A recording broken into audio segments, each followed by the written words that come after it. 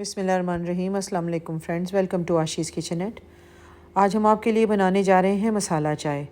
मौसम बदल रहा है और हर घर में लोगों को बुखार, नज़ला और गला ख़राब होने की शिकायत हो रही है। ये चाय आपको इस तमाम बीमारियों से क्योर करने में हेल्प करेगी और साथ ही अगर आप इसको रेगुलर बेसिस पर यूज़ करेंगे तो आप इन तमाम बीमारियों से बचे भी रहेंगे। बदलते मौसम में इसे पीने के बहुत सारे हेल्थ बेनिफिट्स हैं। इसके लिए मैंने ये पानी लिया है 1.5 कप।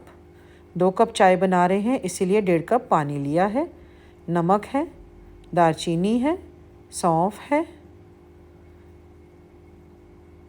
ये चीनी ली है, 2 टीस्पून पत्ती है और 2 छोटी इलायची और 4 दाने काली मिर्च के लिए हैं और 1 कप इसमें दूध जाएगा। सबसे पहले 2 छोटी इलायचियाँ और 4 दाने काली मिर्च के, इन्हें हावन दस्ते में डालकर हमें कूट लेना है। इसको कूटने का फ़ायदा ये है कि एक तो हेल्थ बेनिफिट्स जो होते हैं इलायची के, वो दाने खुल जाते हैं, उन्हें तोड़कर डालें तो ज़्यादा अच्छे से आते हैं। दूसरे इसकी खुशबू बहुत अच्छी आती है। तो इनको अगर आप साबुत ना डालें, थोड़ा सा कूट कर डालेंगे तो ज़्यादा मज़े का इसका जायका आता है।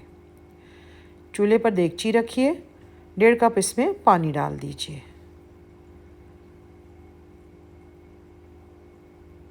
पानी में ही अब हम डाल रहे हैं दालचीनी का टुकड़ा, 1 इंच का ले लें वो डाल दें। 1 टीस्पून सौंफ डाली है इसमें। इन्हें अब हमें उबालना है। 3-4 अच्छी तरह उबाले दीजिए ताकि सौंफ का और दालचीनी का जो फ्लेवर है और जो असर है वो पानी में अच्छे से आने लगे। और ये देखें पानी का कलर भी चेंज हो जाता है इसी से। अब इसमें डालेंगे चाय की पत्ती, 2 टीस्पून डाल रही हूँ। आप अपनी मर्ज़ी से इसे एडजस्ट भी कर सकते हैं कि आपको जितनी स्ट्रॉन्ग चाहिए, लेकिन हम 2 कप में 2 टीस्पून ही पत्ती के डाल रहे हैं। आप चाहें तो अपनी मर्ज़ी से कम ज़्यादा कर सकते हैं। अब साथ ही इसमें इलायची और काली मिर्च जो कूटी थी वो भी डाल दीजिए और कलर आने तक इसे पकाइए। एक आधी बार इस तरह से हिला दीजिए और जितना आपको चाय का कलर रिक्वायर्ड है या फ्लेवर की तेज़ी रिक्वायर्ड है उस हिसाब से पत्ती को पका लीजिए। अब इसमें डाल देंगे 1 कप दूध।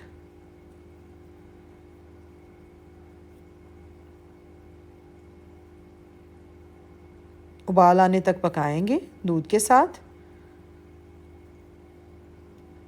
साथ ही इसे ये देखें किसी चम्मच की मदद से या ये इस तरह के डोंगे की मदद से इसे हिलाते जाएंगे। इससे भी चाय का बहुत अच्छा जायका आता है। अगर आप किसी चाय वाले के पास देखा हो तो वो इसी से हिलाते हैं। इससे ये चाय बहुत मज़े की और थोड़ी फ्रॉथी फ्रॉथी सी बनती है। बस इसे अब उतना ही पका लीजिए जितना आपको इसका टेस्ट या कलर जो है वो चाहिए। जितनी ज़्यादा देर पकाएंगे चाय उतनी स्ट्रॉन्ग होती जाएगी। हिलाते हुए बस इसे पका लें।